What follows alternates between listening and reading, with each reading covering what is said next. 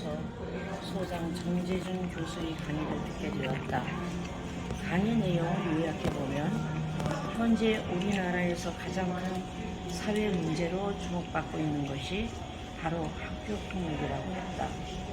우리의 미래라고 보는 아이들을 중심에 두고 깊이 생각해야 할 문제임에 틀림이 없다는 생각이 들었다. 더욱이 학교폭력은 가해자가 대부분 어린 학생들이기 때문에 제대로 처벌받지 않아 계속 반복되고 더욱 진흥화되고 있다는 점이다. 10세 미만의 경우 처벌을 아예 받지 않고 14세 미만인 초급소년의 경우 가장 큰 처벌이 소년원을 가는 것이다. 이렇듯 약한 처벌은 가해 학생들의 죄의식을 약화시키고 폭력이 지속해서 이루어지는 문제를 낳게 되며 이는 결국 청소년의 높은 자살률로 이어지고 있다고 한다. 최근 조사 결과를 보면 청소년 자살률이 10만 명당 2.7명으로 급증했는데 이는 1년에 250명 정도가 극단적 선택을 한다는 의미로 주요 원인 두 가지는 바로 학교폭력과 가정폭력이다. 현재 경찰에서 발표한 학교폭력 사건 통계를 보면 중학생이 32%, 고등학생 25%, 초등학생 10% 순인데 실제로 가벼운 사건을 포함한 전체 학교폭력 사건은 초등학교 3학년에서 가장 많이 발생하는 것으로 알려졌다는 것이다. 그 강의를 듣다 보니 오랜 세월이 지난 옛 추억이 떠올랐다. 나는 강원도의 시골 초등학교에서 교편을 잡고 있었다. 7월의 햇볕은 따가웠다. 이번 체육 시간에는 강가로 가서 수업할 때니까 모두 바깥으로 나가요. 와, 신난다. 졸린 듯 처져있던 아이들은 함성을 지르며 앞다투어 밖으로 뛰어나갔다. 동심의 활기 때문인지 하늘조차도 사기 그릇에 떠놓은 샘물같이 맑아 보였다. 강가로 가는 들길에는 아무렇게나 흐드러져 피어있는 아주 작은 꽃들이 앙증맞고 예뻤다. 3학년 남녀 아이들이 짝이 되어 손을 붙잡고 노래를 부르며 들길을 지나 하얀 자갈이 드넓게 깔린 강가에 도착했다. 벌써 동심은 한껏 자유로워져서 신발을 벗어서 공중 높이 던지는 아이도 있고 신에다 물을 담아서 붕어를 잡아놓고 맨발로 다니는 아이도 있었다. 송사리 떼들이 떼를 지어 바위 속 사이를 숨바꼭질하며 놀다가 장난꾸러기들의 소란스러운 등장에 재빨리 숨어버렸다. 산으로 둘러싸인 산골의 7월의 푸르름엔 키가 큰 미루나무 꼭대기에 팔랑거리는 나뭇잎 사이에서 매미가 시원스레 합창하고 그 밑동에 기대 앉아 휘파람을 부는 아이도 있었다. 땀과 먼지 그리고 새까맣게 그을린 산골 3학년 꼬마들은 눈 깜짝할 사이 물속에 들어가 간지럽히고 웃는 놈에 물세례를 주는 놈에 시끌벅적 온통 아이들의 티없는 웃음소리가 강바닥에 가득 넘쳐서 마주 보이는 산에 메아리쳐 돌아왔다. 그 순간은 1등을 하는 아이도 꼴찌를 하는 아이도 또 부잣집 아이나 가난한 집 아이나 모두 똑같았다. 다들 작은 가슴에 넘치게 보이는 해맑은 행복을 나는 보았다. 선생님의 눈에는 깨끗이 씻은 50명의 우리 반 아이들이 모두 사랑스럽고 예쁘기만 했다. 그 시절의 학교는 실수해도 격려받고 특별하고 최고가 되는 것을 배우는 곳이 아니고 그저 사랑받을 수 있었던 경험을 갖게 하고 선생님은 아이들을 귀하게 여기며 인격적으로 대해주고 아이들은 선생님을 존경하며 따르고 선생님에게 칭찬받는 일이 마냥 기뻐서 서로 착해지려고 노력했다. 아이들이 자라서 어느 날 성인이 되어 선생님들의 이름을 기억하며 그분들 때문에 지금이 자신이 있을 수 있었다고 말할 수 있으면 얼마나 좋을까. 부모님들도 선생님을 깊은 감사로 신뢰하며 모든 모습에서 서로 존중하며 대화했다. 또한 조건 없이 즐겁게 노는데도 서로 좋아할 수 있었던 친구들과의 경험을 쌓아가는 곳이었다. 그러면 오늘날 무엇이 아이들을 이렇게 놀랍게 변해버리게 했을까? 그리고 무엇이 학교에서 폭력을 유발하는가?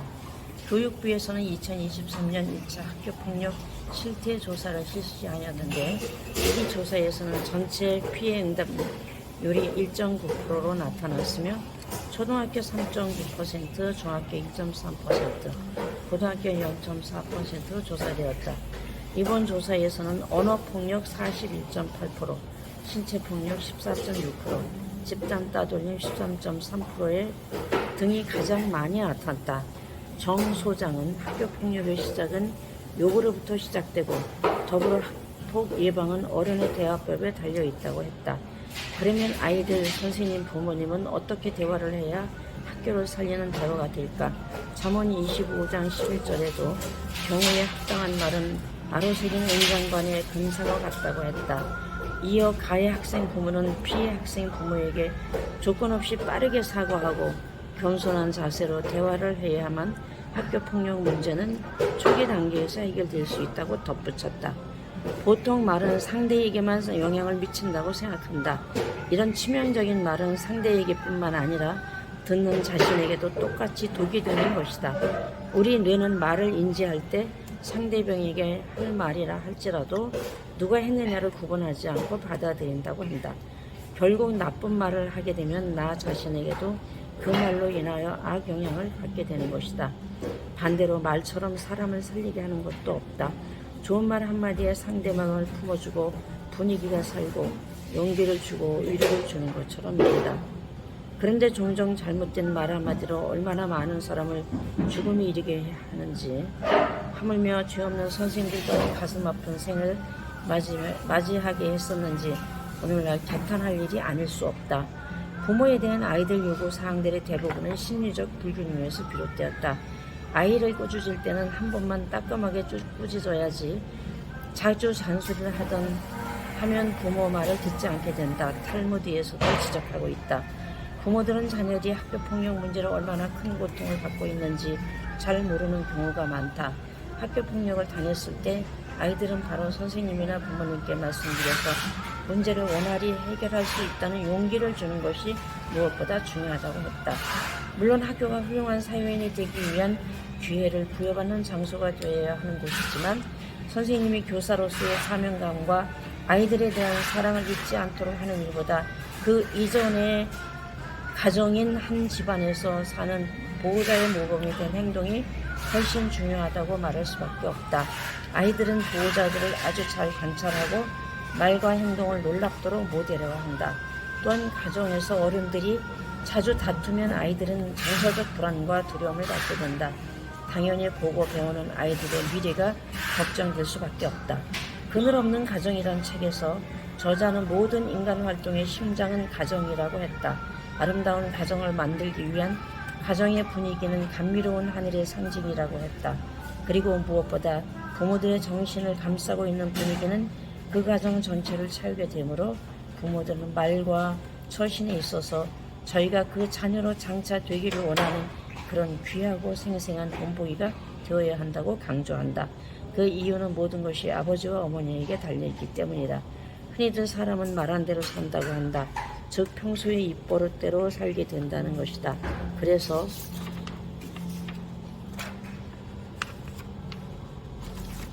그 사람의 입이 그 사람의 미래이다. 감사와 사랑과 축복의 말을 많이 하시는 어른들이 되어 학교를 살리고 회복시키는 올 한 해가 되기를 간절히 소망한다. 끝. 너무 귀엽지? 감사합니다. 좀 학교 폭력 유세 굉장히 심각하죠? 그거에 대해서 썼습니다. 네. 어떻게 뭐 그냥 강의를 다 듣고서 썼던 정리했던 내용입니까?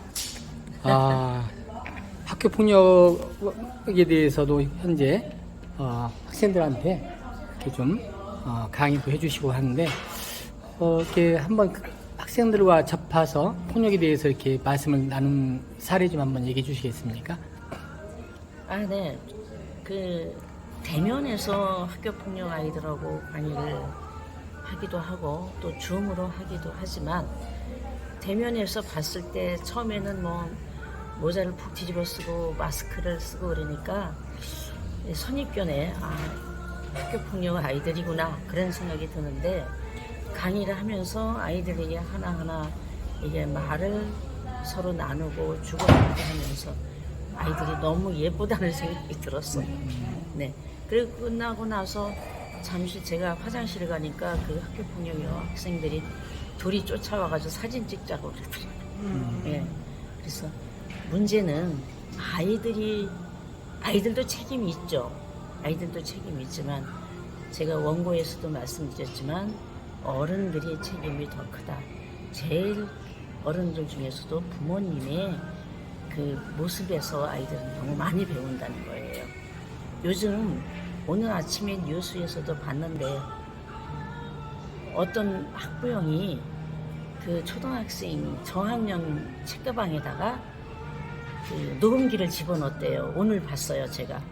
녹음기를 집어넣어가지고 선생님이 내 아이한테 어떻게 하나 그거를 이제 어떤 증명을 찾으려고 그렇게 하려고 그거를 넣은 거예요. 그게 이제 뉴스화 돼가지고 오늘 불신 사회고 했는데 이게 정말 선생님들도 문제고 아이들도 문제고 엄마들도 문제인데 선생님을 믿어줄 수 있는 그런 사회래야 교육이 바로 되는 거지. 예, 엄마들은 선생님들을 전혀 못 믿고 의심하고 또 선생님들은 엄마들을 또 못 믿고 어떤 1학년 아이가 학교에 와서 그랬대요. 선생님, 우리 엄마 아빠가요 집에서요 선생님 보고 개라 그래요. 개라고. 그래서 무슨 말? 그러니까 개가 말이야. 개가 그랬어. 개가 아주 예를 들면 아주 못됐어. 그래서 우리 엄마 아빠가 그랬어요. 그렇게 선생님한테 읽는 거야. 1학년 아이니까 이제 읽는 거야. 그러니까 선생님이 그 아이를 쓰다듬어 주면서 그래. 너네 엄마 아빠는 선생님을 보고 개라고 그랬는데 너는 선생님한테 와서 선생님이라고 그러면서 선생님한테 이런 얘기를 해줘서 선생님 너무 고맙다. 사랑한다. 그리고 쓰다듬어 준 그런 예도 있다는 거예요. 그래서 문제는 아이들이 문제가 아니고 어른들이 문제인 거죠. 원고에서도 얘기했지만 점점 나이가 어려져가지고 초등학교 3학년이 제일 많대요. 그래서 제가 뭐 1학년서부터 6학년까지 초등학생들을 이제 담임을 해봤지만 여기에선 3학년이 제일 많다. 그래서 3학년 아이들하고 수업한 내용을 제가 잠깐 여기에 올렸죠. 그 내용이 어땠어요? 그렇게 아이들이 잘한다면 학교 폭력이 있을 수 있을까요? 아이들은 너무 해맑고 순수하고 네 욕심도 없고 뭐 장난치고 씨름하고 그래도 그거로 끝나지 그거를 거기서 이제 폭력으로 이어지고 그러진 않았잖아요. 그래서 그 시절에 그러한 아이들의 모습과 그 다음에 선생님의 모습과 부모님들의 모습이 지금 다시 회복돼야 되지 않겠느냐.